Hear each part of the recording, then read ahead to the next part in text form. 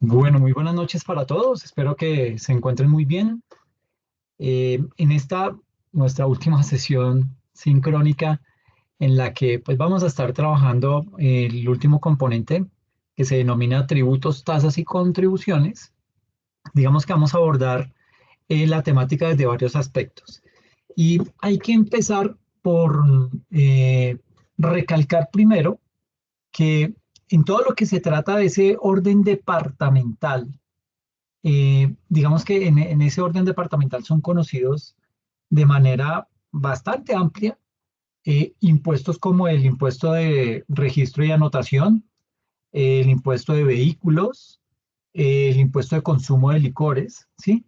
¿Por qué son tan conocidos? Porque este tipo de impuestos aplican para un amplio número de ciudadanos y su difusión permanentemente se hace a través de diferentes medios de comunicación. Digamos que en eso invierten mucho los departamentos, esos gobiernos locales invierten mucho en tema de publicidad para mejorar el recaudo de ese tipo de impuestos. Ahora bien, no pasa lo mismo con otro tipo de impuestos como son las tasas y como son las contribuciones, que digamos que estos dos se crean o se implementan en los departamentos y cuya difusión es mucho más reducida. O sea, no se le hace tanto despliegue como si se le hace a esos otros impuestos de los que hemos hablado. Eh, Partiendo de eso, digamos que las personas que están obligadas a contribuir de esa forma, con ese tipo de tributos, eh, digamos que no cuentan con un mecanismo muy claro o con un mecanismo que sea efectivo para poder conocer su obligación. Ahora bien, digamos que el conocimiento, eh, digamos que ese conocimiento o ese desconocimiento, porque también hay que hablar del desconocimiento, el conocimiento o el desconocimiento de la normativa no exonera al ciudadano, ¿ok? Y en este caso, a ese contribuyente como tal, hay que darle cabal cumplimiento a digamos que ese contribuyente tiene que darle un cabal cumplimiento a las exigencias que están contenidas en la ley, ¿ok? Entonces, partiendo de eso y enfocándonos puntualmente en lo que tenemos ahí en la diapositiva que nos habla acerca de los tributos, tasas y contribuciones, tenemos que hablar de varios aspectos. Perdón. Vamos a hablar de lo siguiente. Vamos a hablar acerca de lo que es la definición del tributo, cómo se clasifican esos tributos, cómo es la clasificación de las tasas y cuál es la clasificación de las contribuciones. En ese orden de ideas, y empezando en orden, hay que arrancar analizando aspectos que son importantes de los recaudos departamentales como el carácter legal y su exigibilidad. El carácter legal tiene que ver con su carácter, digamos que ese carácter legal eh, lo conforma el hecho de tener la previa autorización legal y segundo, que exista una prueba de las necesidades que deben ser atendidas, así el deber fundamental de contribuir queda satisfecho de manera efectiva. Y dependiendo de su exigibilidad, hay que tener en cuenta que es necesario tener en cuenta la exigibilidad del tributo por parte del sujeto activo. ¿Quién es el sujeto activo? El gobierno. Eh, el gobierno de pronto en cabeza de la DIAN o en los departamentos, el gobierno local en cabeza de su hacienda pública. ¿Ok? Entonces, es necesario tener en cuenta la exigibilidad del tributo por parte del sujeto activo de manera unilateral, respetando los principios tributarios de justicia y equidad, capacidad contributiva y derecho de defensa de los obligados tributarios respaldado por el derecho fundamental del debido proceso. ¿Qué quiere decir eso? Que por más gobernador que usted sea, por más alcalde que sea, por más presidente de la república que sea, usted no se puede inventar los impuestos. ¿Ok? Eh, Dice la Constitución Política que en tiempos de paz, el que crea los impuestos es específicamente el Congreso de la República. Es decir, A ellos se les hace la propuesta bien sustentada y ellos la analizan en representantes de la Cámara y del Senado y entre ellos deciden si lo aprueban o no lo aprueban, la creación de un nuevo impuesto. Lo mismo pasa en los departamentos y en los municipios. Son esas asambleas de diputados que tratan ese tipo de casos de esa creación de impuestos en esos diferentes departamentos o municipios. Mm, y digamos que eso debe ir bien sustentado, debe ir bien justificado, porque vuelvo y digo, se debe cumplir con que no se vaya a pasar por encima hechos de justicia y de equidad y de capacidad contributiva en la creación de esos impuestos. Por eso es que la creación de impuestos no es tan popular en el país y mucho menos a nivel de los territorios, los departamentos y los municipios. ¿Ok? Entonces, en ese orden de ideas, digamos que hay que evaluar esos aspectos porque digamos que la potestad normativa de los entes territoriales en materia tributaria debe cumplir con los dos elementos primordiales. Debe cumplir con tener la previa autorización legal y que exista prueba de las necesidades que deben ser atendidas. Y ya en segundo lugar, cuando hablamos de su exigibilidad, pues que se cumpla con, una vez se ha creado ese impuesto, que ese impuesto cumpla con los principios de justicia y equidad y de capacidad tributaria, es decir, capacidad de pago. Porque para qué se va a inventar usted un tributo que de pronto las personas saben usted que no lo van a poder pagar o le toca simplemente apuntar a un nicho de la población que es muy reducido y que pues no valdría la pena entrar a hacer ese tipo de cosas. ¿Ok? Entonces, digamos que esa coercitividad, cuando estamos hablando de los impuestos, esa coercitividad está implícita en cada impuesto, sin márgenes de discrecionalidad en la gestión de ellos por las autoridades tributarias. Entonces, digamos que ya una vez teniendo claro el concepto de tanto el carácter legal como su exigibilidad a nivel de esos tributos en los territorios, hay que hablar acerca de, bueno, ¿qué es un tributo? ¿Ok? Mm, digamos que esos, y aquí vamos a empezar a ver y analizar lo que es los aspectos generales de los tributos. Y arrancando por la definición de los tributos, digamos que tenemos que decir que existen diferentes alternativas para poder definir los tributos. Ahora bien, todas ellas todas esas alternativas se integran como una especie de factores que resultan ser importantes para la prestación del pago de ese impuesto, para la prestación del cálculo de cuánto es lo que esa persona debe pagar por concepto de ese impuesto, ¿ok? Al contribuyente, ¿sí? Y, o sea, digamos que deben existir diferentes alternativas para poder definir los tributos y todas ellas, digamos que integran como factores importantes a la prestación del pago de ese impuesto, tanto al contribuyente como al Estado, o en este caso al territorio, puede ser departamento o el municipio. ¿Listo?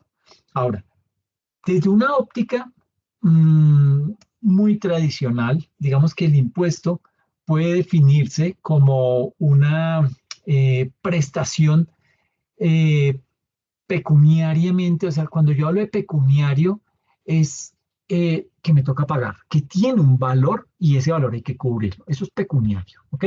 Entonces, ese tributo tiene, digamos que ese tributo puede definirse como una prestación pecuniariamente evaluable, es decir, que tiene una obligación implícita de pago y un valor, ¿sí? Y digamos que comprende tres especies esos tributos. ¿Cuáles son las tres especies? Los impuestos, las tasas y las contribuciones.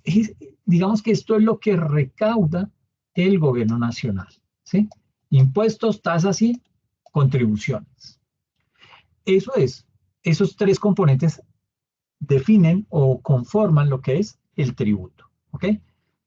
Digamos que viendo todo esto desde una óptica mucho más generalizada, una óptica mucho más globalizada, los tributos pueden llegar a definirse como unas prestaciones, otra vez, digamos lo que pecuniariamente evaluables, que el Estado o una comunidad, en este caso un departamento o un municipio, eh, digamos que le exige como fundamento en el deber de colaboración, y obviamente esto lo hace ese gobierno local, gobierno nacional, local o municipal, lo puede hacer, digamos que en una comunidad, eh, digamos que lo hace con fundamento en el deber de colaboración, ¿sí?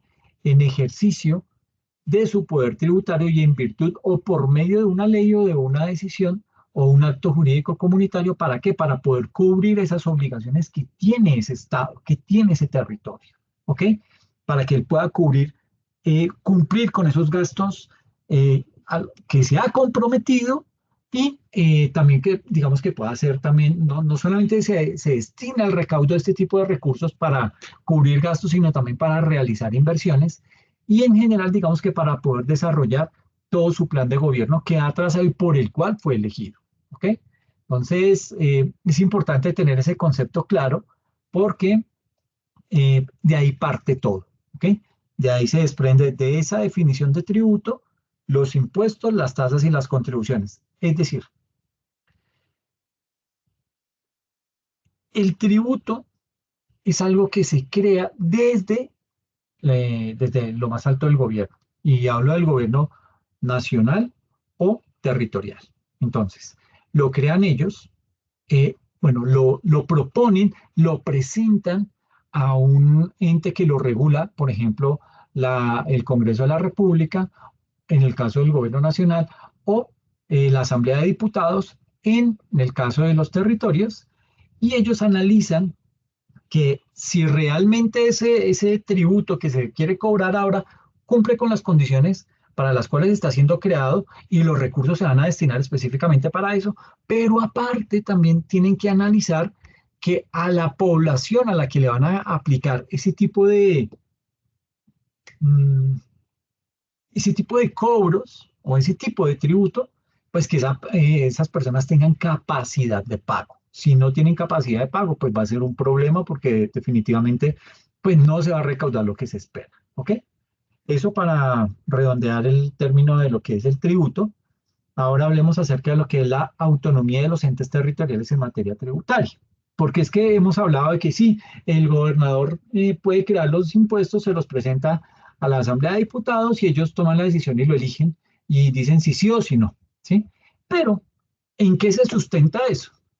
Digamos que lo primero que hay que decir es que el artículo 287 de la Constitución Política de nuestro país establece básicamente que las entidades territoriales, es decir, los departamentos y los municipios en Colombia, gozan de una autonomía para la gestión de sus intereses y para eso, digamos que tiene ciertos derechos como el gobernarse por autoridades propias, el de ejercer sus competencias, el de administrar sus recursos y además el de establecer los tributos necesarios para el cumplimiento de sus funciones. Pero ese artículo 287, en concordancia con el artículo 313 de la misma Constitución Nacional, dispone que esa autonomía que le estamos dando aquí a través de este artículo 287, ¿sí?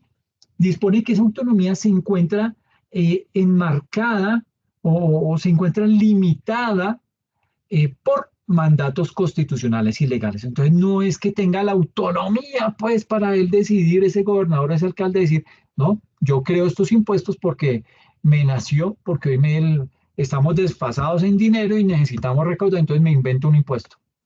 Eso no es así. ¿Qué dice el artículo 287?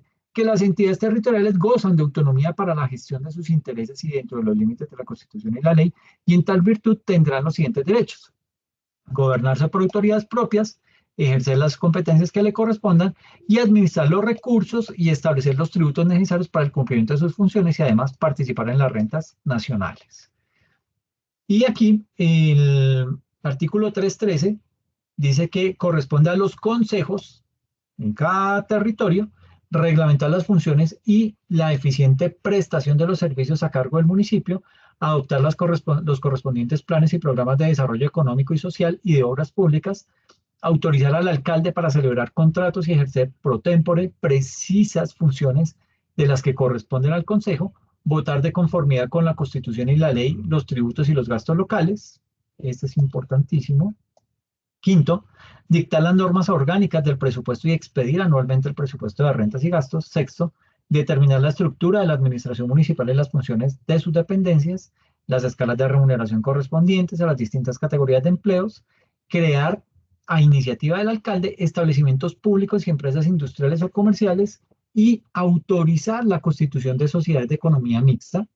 Séptimo, reglamentar los usos del suelo y dentro de los límites que fije la ley, vigilar y controlar las actividades relacionadas con la construcción y enajenación de inmuebles destinados a vivienda, elegir al personero, dictar las normas necesarias para el control, preservación y defensa del patrimonio y las demás que la Constitución y la ley le asignen.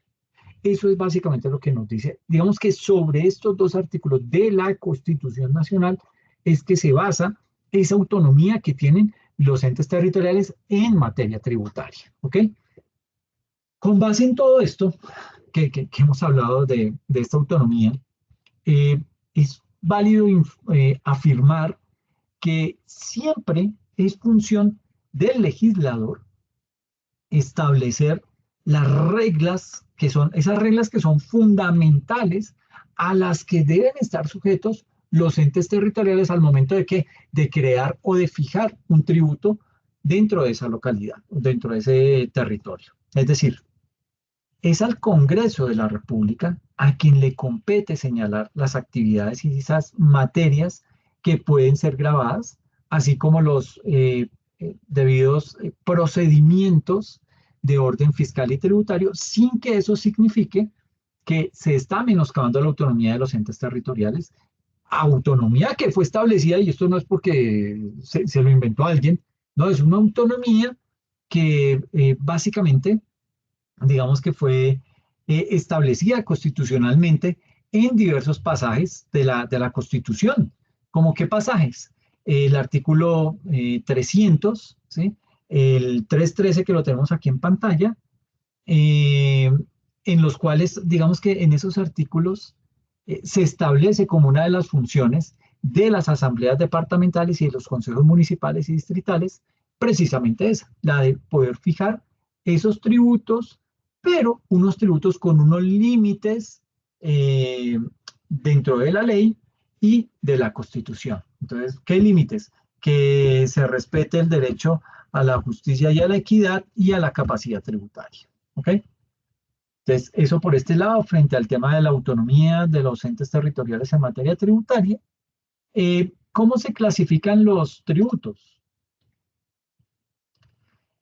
Digamos que los tributos como tal eh, pueden ser unos tributos de carácter del orden nacional, del orden departamental o del orden municipal, como jerárquicamente hablando, nacional, departamental y municipal.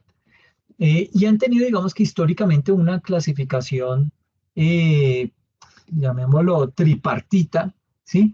En impuestos, tasas y contribuciones. Esa clasificación, que es más bien de amplia aceptación en todo lo que es la región en América Latina, y que fue, digamos que adoptada constitucionalmente por nuestro país, en el artículo 338 en donde nos dice que en tiempo de paz solamente el Congreso, las asambleas departamentales y los consejos distritales y municipales podrán imponer contribuciones fiscales o parafiscales.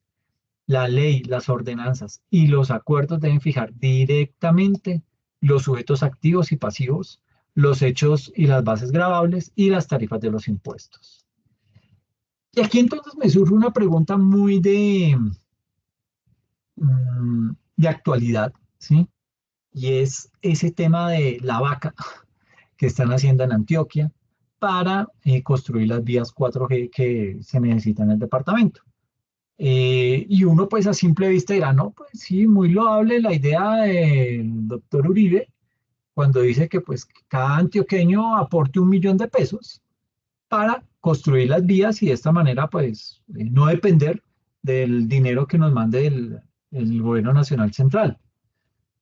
¿Ustedes qué opinarían de eso? ¿Cómo lo ven? ¿Lo ven viable? lo ven, después de lo que hemos hablado, lo ven constitucionalmente con un soporte legal, o mejor aún, ¿qué pasaría en el evento en el que se espere que no todos los antioqueños aportaron el 1.000.000 de pesos, sino que solamente fue la mitad? ¿Qué se hace? Porque evidentemente pues la plata no va a alcanzar. Entonces, ¿de dónde va a salir esa otra mitad? ¿Será que es un mecanismo de presión para el gobierno? ¿Usted considera que eso es viable? O mi percepción de eso es que, y esto no es nuevo, esto ya viene desde hace mucho tiempo, se viene cocinando en muchos sectores, es básicamente la federalización de los departamentos en Colombia. ¿Qué es eso de la federalización? Es básicamente tratar de que cada departamento sea autónomo con sus recursos y cumpla sus necesidades sin tener que contribuir para otros. ¿Ok? Es un tema, un arma de doble filo, en el sentido en el que, desde mi óptica, vuelvo y digo, no es con el ánimo de polemizar, ni mucho menos, pero sí creo que hay que tratar de sentar posiciones porque eso nos ayuda a todos para tener un poco más claros los conceptos. Y básicamente esa federalización lo que me va a permitir es que unos departamentos progresen más que lo que hacen otros departamentos. Entonces compare usted una Antioquia con un Chocó, ¿sí? En donde pues el segundo no tiene casi, aunque está lleno de recursos naturales, pues no tiene la misma capacidad productiva o no tiene la misma tecnificación para aprovechar ese uso de esos recursos naturales, además de la corrupción, que es el gran problema que acoge a este tipo de territorios. Entonces, yo veo eso como un tema de doble filo, que puede salir muy bien, como también puede llegar a salir muy mal, desde la óptica en que eh, se está buscando es una federalización de los estados. Entonces, en ese caso, pues Bogotá diría, bueno, entonces yo cumplo con lo mío y allá cada quien sosténgase como pueda, porque si así vamos a jugar, pues mm, no ceñimos a esas reglas. Pero hay que tener en cuenta que no todos los departamentos tienen la misma capacidad productiva, no todos recaudan lo mismo, hay unos que dependen más de los recursos de esas transferencias que le hace el gobierno nacional central a cada uno de esos territorios. Entonces sí creo que ahí estamos jugando con un arma de doble filo que nos puede salir, podemos hasta llegar a estarnos pegando un tiro en el pie, como se dice vulgarmente, porque el tiro puede salir bastante mal. ¿Ok? Pero en fin, básicamente, esos tributos, pues básicamente aquí lo que queremos decir es que se clasifican en, en los famosos impuestos, tasas y contribuciones. ¿Ok? Digamos que este artículo 338, y cerrando el paréntesis de la federalización de los territorios, ese artículo 338, eh, digamos que tiene como uno de sus soportes más relevantes la relación que existe, ¿sí? Entre la voluntad del obligado, es decir, de nosotros como contribuyentes, eh, al pago, porque básicamente cuando se crea un impuesto, una tasa o una contribución, es trasladarle esa obligación al contribuyente para que él, ¿qué haga? Pague esa contribución, ese impuesto o esa tasa.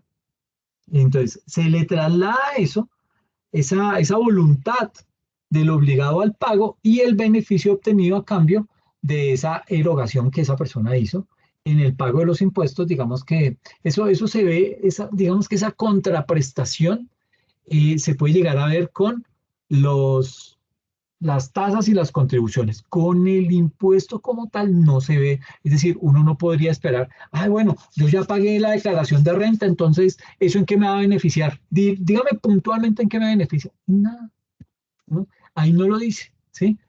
Cuando usted paga impuestos, no dice eso. Una tasa o una contribución, sí le dice, este dinero va directo a cumplir tal obligación, va a cumplir tal desarrollo de obra, etcétera, etcétera. Entonces, sí, digamos que ahí hay que tener esa relación clara. Ahora, no es que los impuestos no tengan una destinación puntual. sí que la tienen y es bien importante.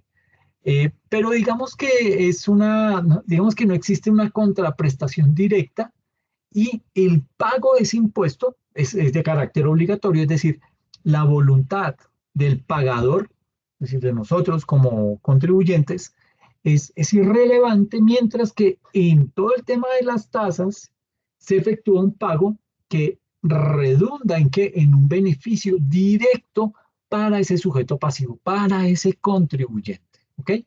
Entonces, pues digamos que ese concepto hay que tenerlo, digamos que hay que tener bien claros esos conceptos para poder diferenciar lo uno de lo otro, porque dése cuenta que el alcance de un impuesto es mucho más amplio que el de una tasa o el de una contribución. ¿Ok? Ahora, quizá en las tasas, donde se acentúa de una manera mucho más directa la redistribución, bien sea porque el servicio que se recibe o por la actividad administrativa desplegada para su satisfacción o por, digamos que, utilizar la infraestructura estatal, eh, digamos que eso se ve mucho, se palpa y se observa mucho más fácil ese beneficio para el contribuyente. En el caso de las contribuciones, y hablando puntualmente de las contribuciones parafiscales, hay que decir que si bien es cierto, esas contribuciones parafiscales implican el pago por una actividad específica, los ingresos que el gobierno local o nacional recaude, todos esos ingresos que logre recaudar ese gobierno, tienen una destinación específica. ¿Ok? Entonces, tienen su destinación específica que hace, me obliga, o bueno, me impone el deber, a mí como alcalde o como gobernador, me impone el deber de invertirlos en beneficio de un gremio determinado. Y lo mismo pasa o se presenta con las contribuciones voluntarias, como esas contribuciones gremiales. ¿Ok? Entonces, aquí ya es momento de hablar de lo que son los impuestos. Los impuestos, pues básicamente se pueden definir como unas prestaciones comúnmente en dinero que el Estado exige en ejercicio de su poder de imperio en virtud de una ley y para cubrir los gastos que le demanda el cumplimiento de sus fines de gobernanza. ¿Ok? También digamos que puede llegar a definirse, y digamos que ya será como más desde un punto de vista más globalizado, más generalizado, acorde con las tendencias actuales del mercado. Y se puede decir que el impuesto es una prestación tributaria, puede ser en dinero o en especie, casi siempre es en dinero, ¿sí?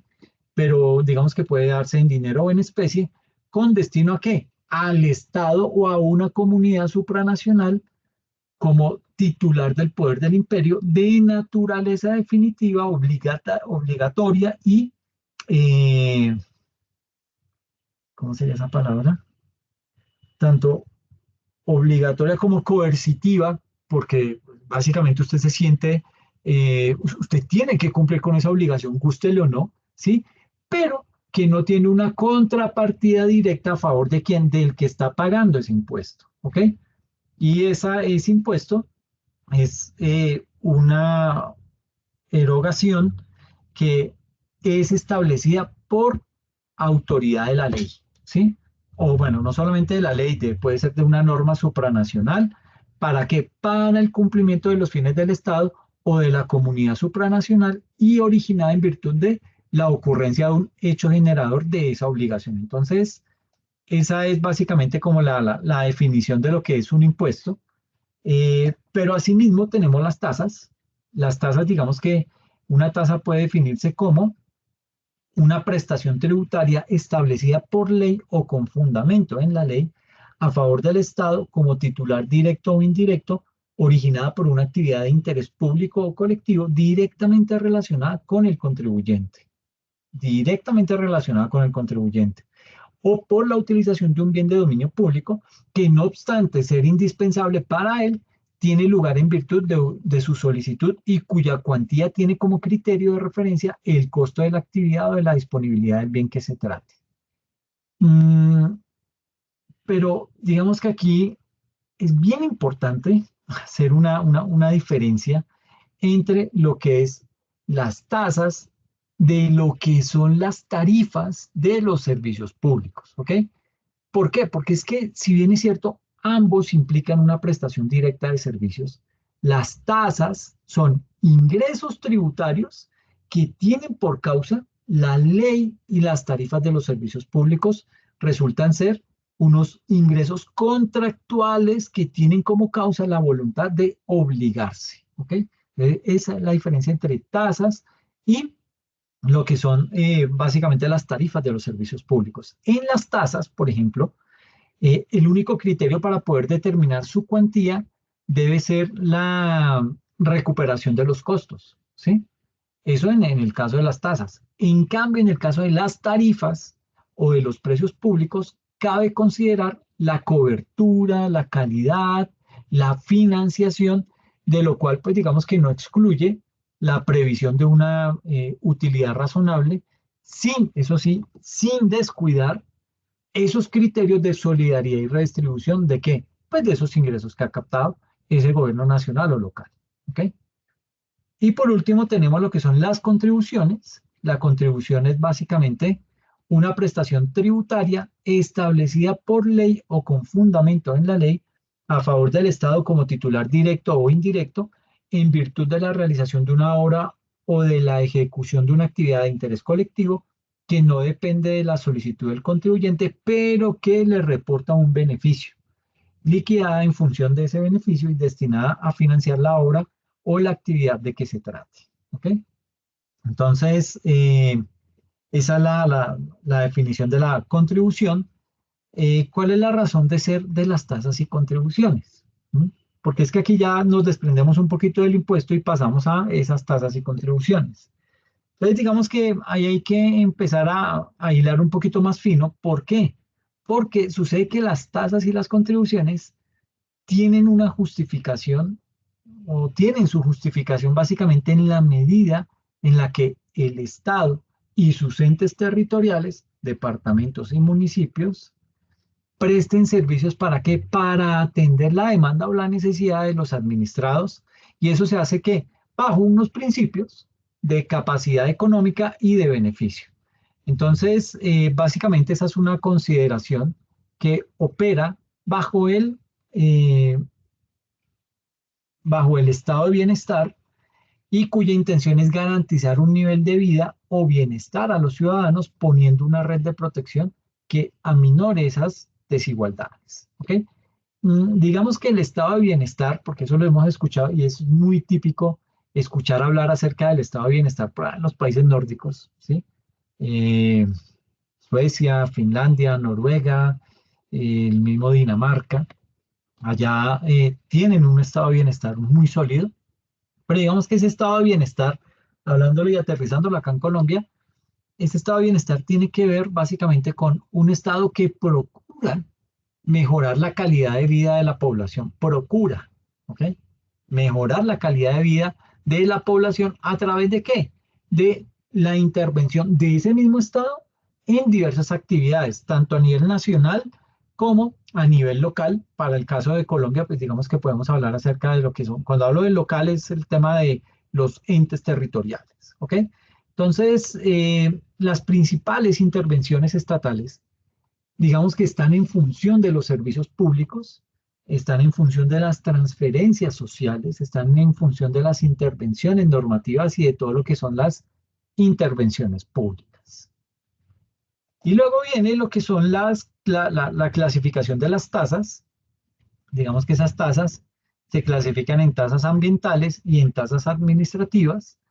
Las tasas ambientales, eh, bueno, digamos que las tasas ambientales eh, son también conocidas legalmente como unas tasas redistributivas y compensatorias. Y digamos que esas tasas ambientales son una serie de tributos administrados ¿por quién? Por las corporaciones autónomas regionales, por las famosas CAR en cada territorio. Y con eso, ¿qué se busca?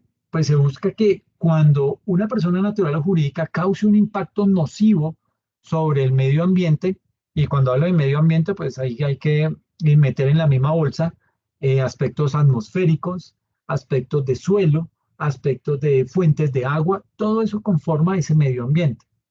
Entonces, cuando se ejecuta un impacto nocivo sobre el medio ambiente, sea sujeto de pagar por ese hecho esa persona que causó ese deterioro, ¿ok?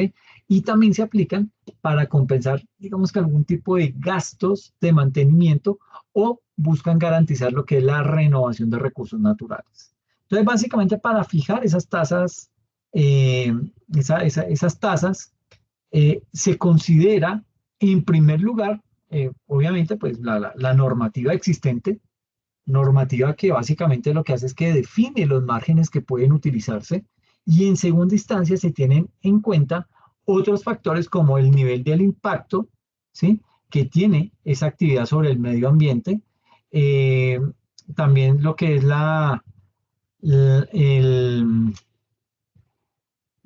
lo que es la depreciación sobre el recurso afectado y los costos, y esos costos pueden ser tanto costos sociales como ambientales de recuperación del recurso. Y aquí entonces podemos decir que esas tasas ambientales se clasifican en tasa por utilización de aguas, tasa retributiva por vertimentos, porcentaje ambiental de los gravámenes a la propiedad inmueble y transferencia al sector eléctrico.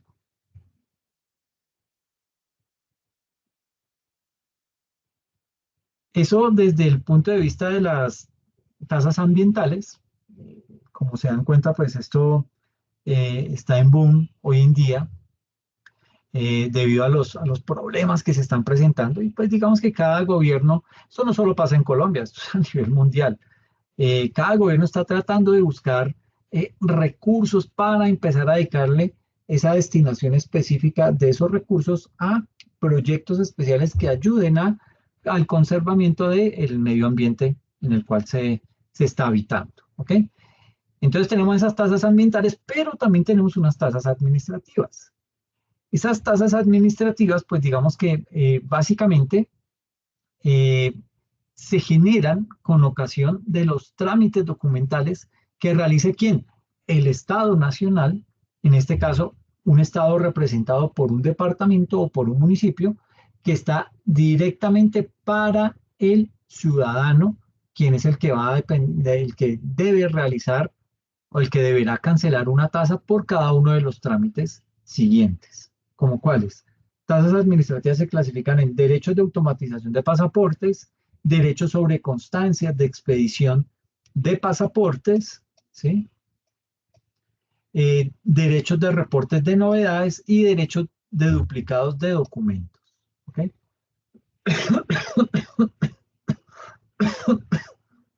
Hay muchos más, aquí solamente coloqué cuatro, pero hay también derechos sobre certificados de personería jurídica, hay derechos sobre reformas estatutarias, eh, todo lo que tiene que ver con el impuesto de registro, eh, digamos que todo lo que tiene que ver con derechos, eh, básicamente derechos de inscripción de dignatarios, eso también es una tasa administrativa. En fin, ustedes buscan más tasas administrativas y se van a dar cuenta de la gran gama de tasas que se encuentran y que están hoy en día funcionando en diferentes territorios. ¿Ok?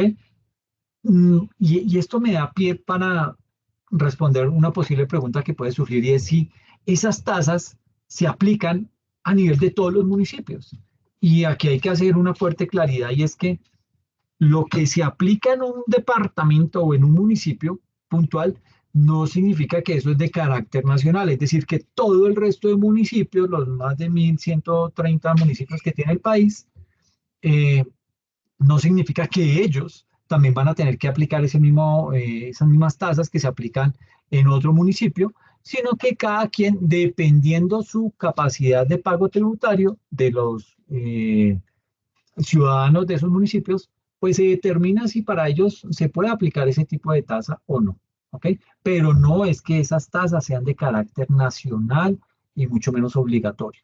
Eso se examina en cada departamento y cada municipio y pues digamos que todo eso se termina en algunos casos replicando en otros departamentos, en otros territorios con el propósito de pues, aumentar su recaudo, pero no es obligatorio. ¿Ok? Eso debe quedar claro, pues como para que no vaya a haber lugar a dudas, porque puede decirse, ah, sí, es que como me dijeron que había todo un listado grande, pues eso se aplica para todos los departamentos y municipios. No, cada quien mira qué se puede y qué no. Por ejemplo, bueno, ahorita hablamos de unos ejemplos puntuales.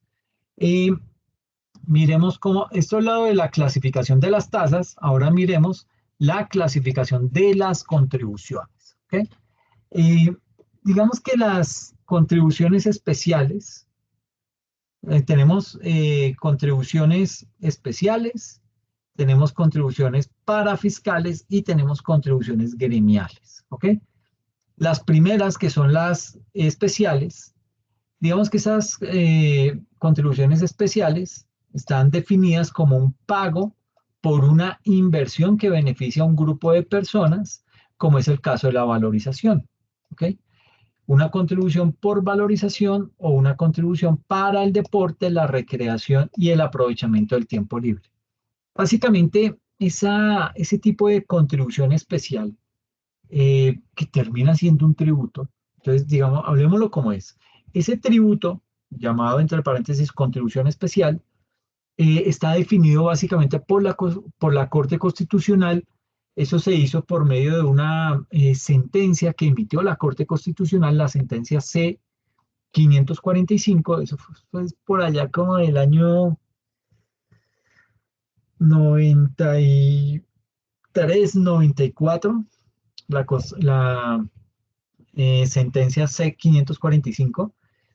Y digamos que ese tributo eh, surge como un pago por una inversión que beneficia a un grupo de personas, como es el caso de la valorización, y tiene unas características, digamos que su principal característica es la contraprestación indirecta con respecto al pago.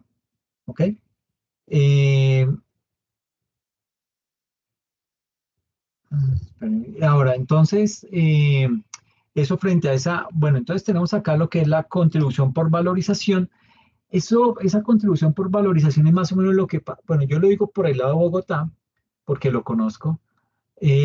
Para el tema de Bogotá, lo que se hace es que se quiere hacer una obra, ¿sí? Entonces el alcalde que dice, uy, mi chica, esa obra es de mucho impacto, y el alcalde es el que hace todo el estudio, el diseño de esa obra, y dice, mire, esta obra nos cuesta tantos miles de millones, pero esa obra va a afectar a tantos habitantes, va a afectar positivamente a tantos habitantes.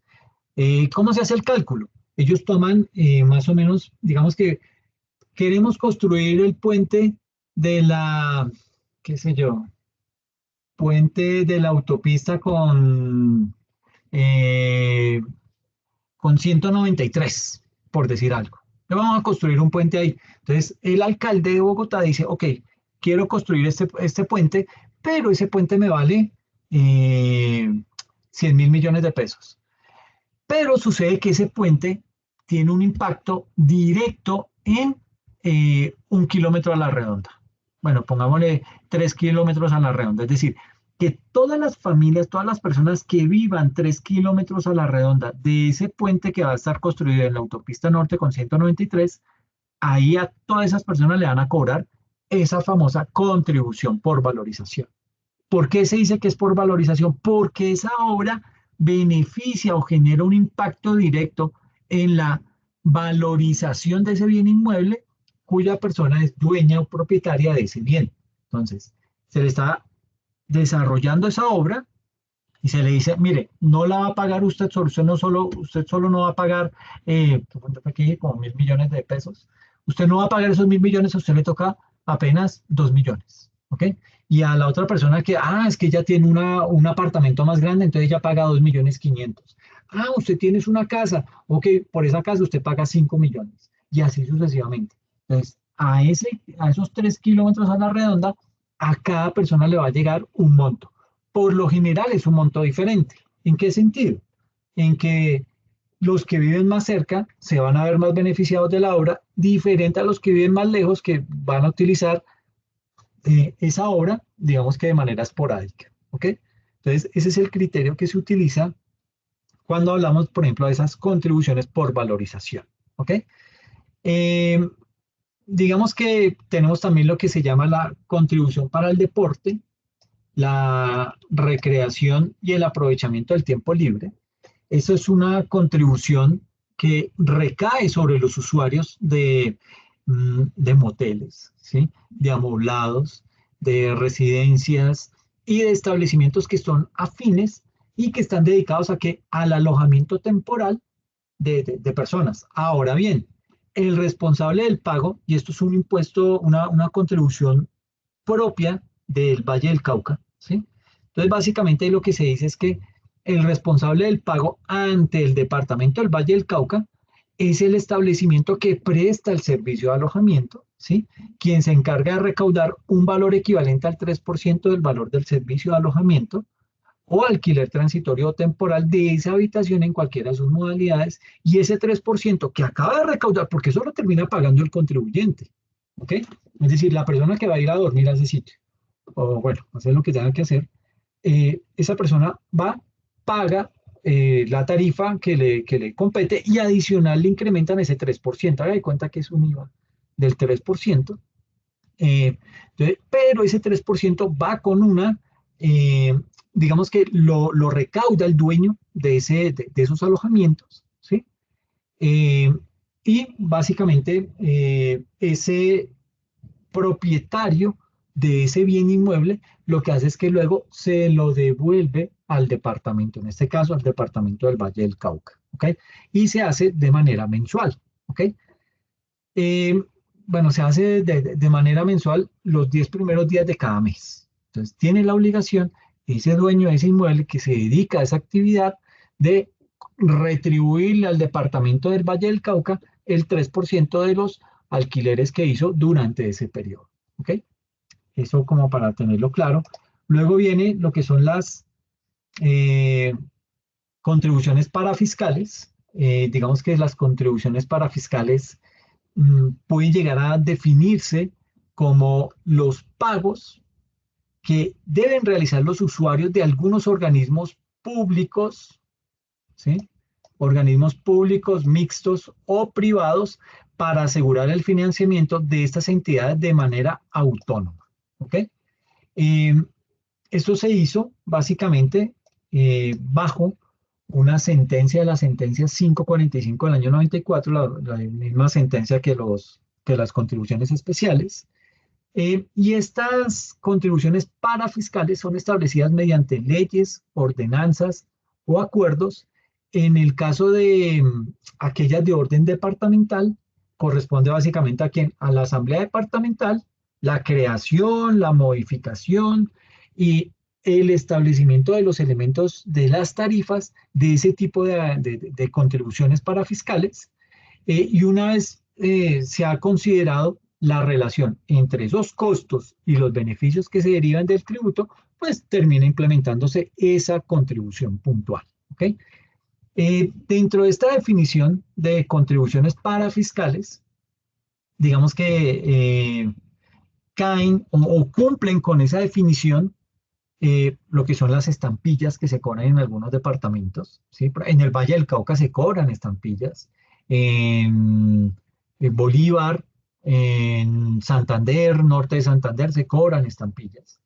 Entonces, digamos que dentro de esa definición y hablando de esas estampillas, digamos que se ha decidido incorporarlas en este grupo de tributos, pese a que dentro del estatuto tributario distrital o departamental, perdón, aparece en un capítulo independiente que no las ubica como tasas ni como impuestos y tampoco como contribuciones, pero digamos que las tenemos que categorizar de alguna forma. Y dentro de esas contribuciones parafiscales tenemos pro Universidad del Valle, pro desarrollo departamental, pro cultura departamental, pro bienestar del adulto mayor, es decir, crean una serie de programas y esto va como muy atado a las políticas públicas del departamento. ¿En qué sentido? ¿Qué es una política pública? Una política pública es una acción que desarrolla un gobierno, puede ser un gobierno nacional, un gobierno departamental, un gobierno municipal o un gobierno por localidades. También ellos pueden crear sus propias políticas públicas. A esas políticas públicas, pues, ¿qué hacen? detectan un problema y lo atacan, ¿sí? Entonces crean una serie de estrategias para mirar cómo solucionan ese problema. Llámele drogadicción, llámele prostitución, lo que sea, cualquier tipo de problema. Entonces, cuando se configura ese problema y se eleva a la categoría de una política pública es porque un gobierno dijo, esto es un problema que me está afectando a 3 millones de personas. A esas 3 millones de personas que se están viendo afectadas directamente, entonces lo que vamos a hacer es vamos a empezar a crear una serie de programas de rehabilitación y de socialización para que no hayan personas nuevas que caigan y a las que están en eso, mirar cómo las sacamos, las resocializamos, creamos una serie de programas y proyectos, etcétera, etcétera, para sacar ese tipo de personas eh, de esa situación, ¿ok? Entonces, para eso es que se crea ese tema digamos que se mira como una solución a un problema, es decir, y hablándolo puntualmente de esta contribución de parafiscales, básicamente van enfocadas a suplir una necesidad que tiene algún grupo de personas dentro de un departamento, en este caso, pues digamos que del Valle del Cauca, ¿ok? Básicamente ese tributo de estas contribuciones parafiscales se genera básicamente es por la expedición de un acto o de un documento en los cuales pues, se hace obligatorio el cobro de la estampilla y ese cobro de la estampilla recae sobre las sucesiones ilíquidas, sobre las personas naturales, sobre las personas jurídicas y digamos que digamos que ellos son los responsables del pago de ese tipo de contribuciones, ¿ok? Y tenemos por último las gremiales. Las contribuciones gremiales nos dice que este tipo de contribución no responde a la voluntad recaudatoria del gobierno, sino a la decisión de particulares de asociarse con el ánimo de trabajar en equipo en pro del bienestar de los agremiados. Esa es como la razón de ser de ese tipo de contribuciones gremiales. Suena bien, suena como que se lo inventaron ahí, como habrá que mirarlo con mucho más detenimiento, pero digamos que por la incidencia que, eh, que sobre los ámbitos, digamos que económicos, sociales y políticos ejercen los gremios, ¿sí? Estos están sometidos a vigilancia y control de carácter estatal. Por ejemplo, en Colombia eh, existen gremios que gozan de amplio reconocimiento. Está la ANDI, la Asociación Nacional de Industriales, está la Federación de Cafeteros, la Federación de Ganaderos, ¿sí? Está la Federación de Arroceros, ANALDEX, que es la Asociación Nacional de Comercio Exterior, la Asociación de Cultivadores de Caña de Azúcar, etcétera. Entonces, digamos que para el caso particular, por ejemplo, mirando un departamento, sigamos con el Valle del Cauca, eh, se cuenta con el Comité Intergremial del Valle del Cauca, el cual ese comité integra a 20 gremios, ¿sí? De diferentes sectores económicos, no tienen que ser del mismo sector, deben ser de varios, y ese organismo, ese Comité Intergremial del Valle, digamos que enfila todos sus esfuerzos hacia qué, hacia el desarrollo regional, tanto desde lo económico como desde lo social de esa comunidad. ¿Ok? Bien, eso por el lado de las contribuciones. Como les decía, pues hablando de los impuestos departamentales, pues tenemos el impuesto de registro, el impuesto al consumo de cigarrillos, cervezas y bebidas alcohólicas y el impuesto sobre vehículos automotores. Eh, el impuesto de registro, pues ustedes ya saben, si quieren saber más, consulte la ley 223 del 95 y el decreto 650 del 96. Tenemos el impuesto al consumo de cigarrillos, cervezas y bebidas alcohólicas. Si quiere saber más, puede consultar las leyes 223 del 95 y 1816 del 2016.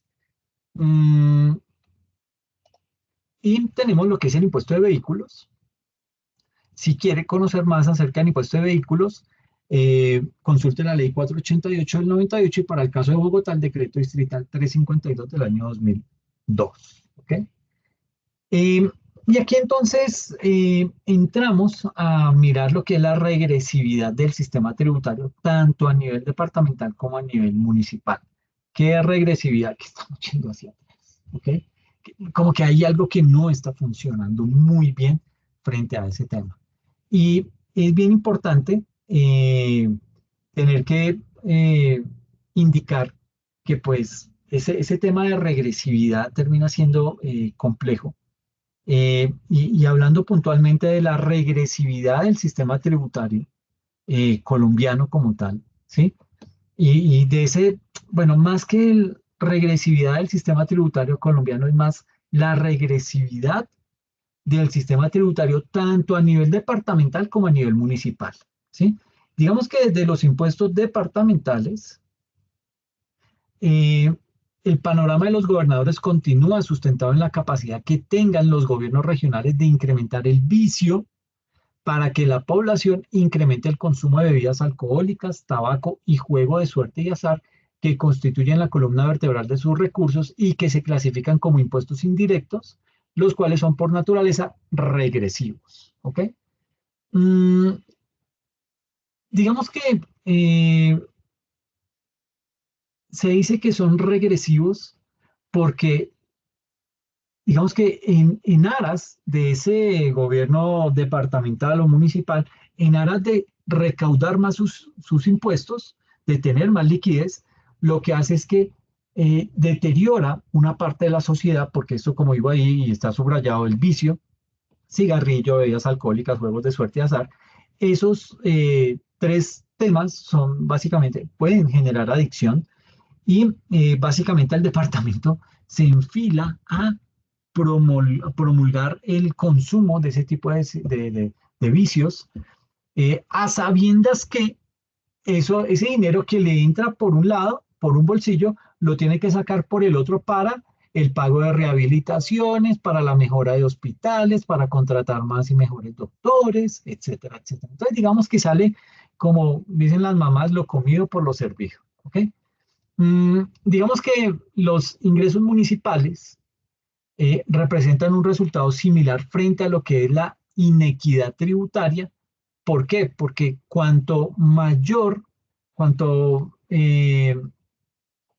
porque digamos que la mayor parte de los ingresos propios provienen de los impuestos al consumo, impuestos que pueden ser de impuesto de industria y comercio, ¿sí?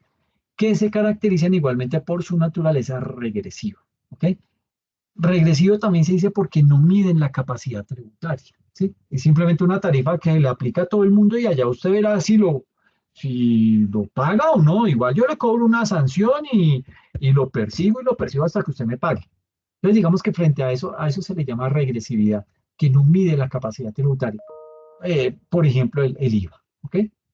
Entonces, vamos a evaluar desde la perspectiva de la función redistributiva de la hacienda pública cómo la estructura de los impuestos territoriales en Colombia contribuye o no a lo que es la obligación de aportar a las cargas públicas territoriales a través de qué? A través de la progresividad de los impuestos, para lo cual digamos que se hace un análisis de lo que es esa estructura tributaria de los departamentos y de los municipios del país. Entonces, digamos que bajo ese panorama, empecemos por el principio. Definamos qué es la hacienda pública. Eh, digamos que para el tema de la hacienda pública, eh, hay un autor, se llama Gerhard Kolb, es como alemán. Este señor indica que la hacienda pública es una disciplina que estudia la forma en que se logran los objetivos del sector público a través de que, a través de los medios de ingresos y gastos públicos, a través de la dirección de la administración de la deuda y de las transacciones correspondientes. Es decir, de forma específica, esa hacienda pública estudia la manera en que se toman las decisiones por el sector público y la forma en que son realizadas y controladas. Su ámbito de análisis se asienta sobre las numerosas ciencias tradicionales. ¿Ok? Ahora, aquí hay que decir que esa gestión pública, eh, digamos que la gestión pública en torno a lo que es la hacienda pública y sus resultados es vista por los administradores de una manera dispersa, de una manera, digamos que no como un sistema donde cada uno de sus elementos juega un papel predominante, y estoy refiriéndome puntualmente a lo que es la administración y la organización del Estado, a todo lo que tiene que ver con la política fiscal, lo que tiene que ver con la política administrativa y financiera, aquello que tiene que ver con los presupuestos, los planes, todo lo que tiene que o que cubre el control fiscal, ¿sí? Y a otras variables como el sistema financiero o lo que es más importante, el recaudo y su inversión o el gasto en los objetivos que se ha programado ese gobierno, ¿ok? Cuando los objetivos no se cumplen, entonces las preguntas a tener en cuenta son otras, ¿ok? Entonces, ¿es un problema en la formulación de la política o es una inadecuada estructura administrativa? ¿Es una inadecuada, se hizo una inadecuada priorización del gasto? ¿Será temas de corrupción y de evasión? ¿Será una desmesurada burocracia? ¿Será que es un débil proceso de contratación administrativa? ¿O se debe a un rezago del patrimonio público que hace que la base para emprender acciones de mejoramiento estén distantes para cumplir los fines del Estado tendientes a qué? A mejorar la capacidad, la calidad de vida de la población? Entonces, digamos que todos estos son aspectos que son susceptibles de ser controlados, ¿sí? ¿Y cómo se controlan? Se controlan a través de auditorías integrales, temas de autocontrol, temas de compromiso, temas de manejo gerencial, etcétera, todo lo que se quiera ver como aspectos de control. Y deben ser tratados paralelamente a fin de qué? A fin de poder propiciar el menor error en los resultados propuestos. Pero lo más importante de todo esto es conocer de su existencia, por lo que se requiere de un conocimiento amplio de la administración pública y de las herramientas que esa administración pública emplea para qué? Para cumplir esos objetivos que se ha trazado. ¿Ok? Eh, digamos que la misión de la hacienda pública dice que la Hacienda es la encargada de aplicar el sistema tributario vigente en un país con el fin de qué? De recaudar, gestionar y controlar los gastos del Estado. Aquí puede ser gastos del Estado, del departamento, del municipio. ¿Ok?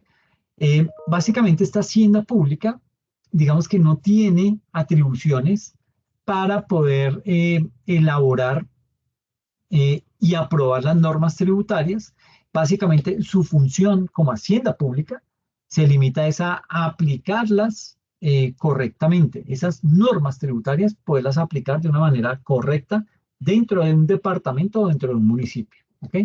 Y de esa misma manera, no es la encargada de decidir, la hacienda pública no se encarga de decidir la asignación de los recursos a las distintas actividades o proyectos del Estado. Hay otras instancias las que lo hacen. ¿Cuáles son las funciones de esa hacienda pública? Sus principales funciones son estas cuatro, que son gestión, inspección y recaudación de tributos, la gestión aduanera y el control del contrabando, la colaboración en la detección y persecución de delitos contra la hacienda pública y el contrabando, y la recaudación de los ingresos de las administraciones públicas. ¿Cuáles son los principales recursos de la hacienda pública? Eh, digamos que las principales fuentes de recursos con las que cuentan la hacienda pública son los siguientes. Los impuestos, tasas y aranceles, entre ellos destaca la importancia del impuesto a la renta de las personas y empresas. En segundo lugar, los ingresos no tributarios, que son aquellos que provienen de las empresas del Estado, de los cobros por servicios de las administraciones públicas, por ejemplo, certificados, de los fondos soberanos de inversión y venta de activos en manos del Estado, entre otros. Y viene también todo lo que son los préstamos, que son obtenidos tanto en el mercado nacional como en el extranjero. Entonces, digamos que esos son los recursos que recauda la hacienda pública, todo lo que son tributos, impuestos, tasas y aranceles, los no tributarios y los mecanismos de endeudamiento que adquirió ese departamento o municipio, sea a nivel nacional o sea a nivel internacional. ¿Ok? ¿Cuáles son los objetivos de la hacienda, los objetivos de largo plazo de la hacienda pública? Digamos que los objetivos eh, centrales de la hacienda dependen de las prioridades que establezca el gobierno, ¿sí? Ahora bien, digamos que en la mayoría de los países los objetivos se enfocan en lo siguiente, en aspectos de mejorar la distribución de los recursos. Esto pues básicamente incluye proveer servicios básicos a los sectores más desprotegidos y por ende digamos que poder fomentar el bienestar general de la población. En segunda instancia, la estabilidad, ¿sí? Es decir, que las cuentas del Estado estén ordenadas y los gastos sean financiables. Y en tercero, desarrollo a largo plazo, que es fomentar el desarrollo económico que incluye la inversión y la innovación. Eh, y hay un aspecto importante que es la hacienda y la tecnología. Esto es verdaderamente relevante hoy en día. Todo lo que no descansa sobre el tema de la tecnología, pues digamos que tiende a quedar obsoleto de una manera mucho más rápida. Y la hacienda se ha dado cuenta de eso y entonces ha hecho uso de la tecnología para poderse mantener a flote. Básicamente, podemos decir que con el desarrollo tecnológico las actividades de Hacienda se han vuelto más accesibles y eficientes. Es decir, muchos de los trámites que incluyen la declaración y el pago de impuestos, del pago de servicios del Estado y otros, se pueden hoy en día hacer online. ¿Ok? Eso anteriormente era imposible, hoy ya es una rutina. ¿Ok? Y a todo esto se agrega que la tecnología ha ayudado a la Hacienda a tener un mejor control de la evasión. ¿Por qué? Porque ha tenido un mejor control de la evasión, es decir, porque ha logrado reducir esa evasión, porque ha logrado cotejar información de distintas fuentes, ¿sí? Fuentes como cuáles, las personas, otra fuente son las empresas que están obligadas al pago de impuestos, los clientes, es decir, con todo ese tema que hoy en día se conoce como la facturación electrónica, la nómina electrónica, todo este tipo de desarrollos han hecho que se pueda hacer cruces de información que le permita a las diferentes haciendas públicas, digamos que tener un control más estricto acerca de sus ingresos y de sus gastos. ¿Ok? Mm, la función redistributiva de la hacienda pública. Digamos que aquí hay que indicar que el objetivo, o bueno, más que el objetivo es que el objeto principal de la hacienda pública es el estudio del sector público como recaudador, como inversor de los recursos fiscales y el propósito de esa hacienda pública se encuentra, digamos que, sustentado en la función redistributiva que se da primordialmente por el reparto personal de rentas, que con ese reparto personal de rentas que se busca, pues lograr disminuir el ingreso global de unos sectores de la población y reasignarlos hacia sectores menos favorecidos. ¿Ok? ¿Y esto cómo se hace o cómo se logra? Pues básicamente esto se consigue a través de la progresividad de ciertos tributos. Eh, ¿Como cuáles? Los impuestos directos. Es decir, esos impuestos directos se cobran, son progresivos en el sentido en que si la persona gana más, paga más. Entonces, a eso se le llama progresividad, ¿sí? Entonces, eso es una característica muy propia de los impuestos directos, característica que no tienen los impuestos indirectos, como el IVA, que son regresivos precisamente por eso, porque independientemente de la capacidad de pago de las personas, se le aplica una tarifa y esa persona tiene que pararse en las pestañas para poder pagar ese tipo de impuestos. ¿Ok? Entonces, eso se hace a través de esos impuestos directos que pues a nivel territorial, digamos que tienen que ver con los recaudos departamentales de registro y anotación, todo lo que es el recaudo de vehículos, del impuesto de vehículos, y a nivel municipal, digamos que el recaudo que se hace a nivel del predial. ¿Ok? Entonces, en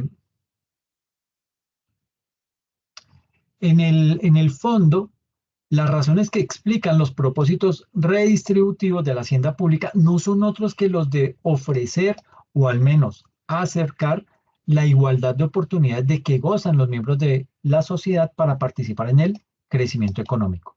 Cuando el Estado gasta más que proporcionalmente en salud pública y en educación primaria, por ejemplo, en el fondo lo que está haciendo es restablecer la igualdad de oportunidades entre quienes nacen rodeados de todo tipo de privilegios y quienes carecen de ellos.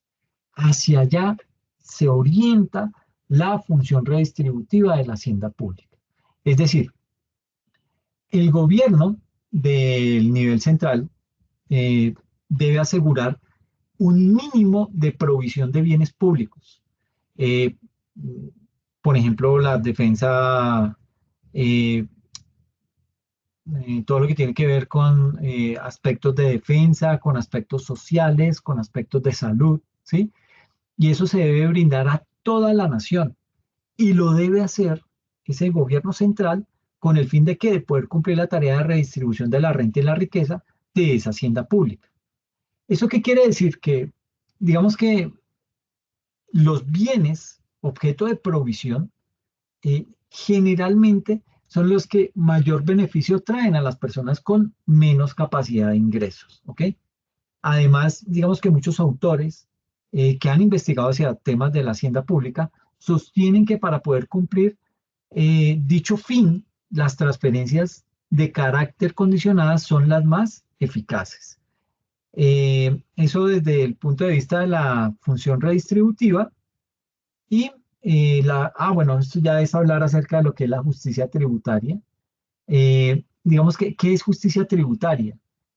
La justicia tributaria básicamente se refiere a la obligación que tiene cada individuo de qué, de pagar los impuestos. ¿Para qué? Para el financiamiento de los gastos e inversiones de quién? Pues del Estado, ¿ok?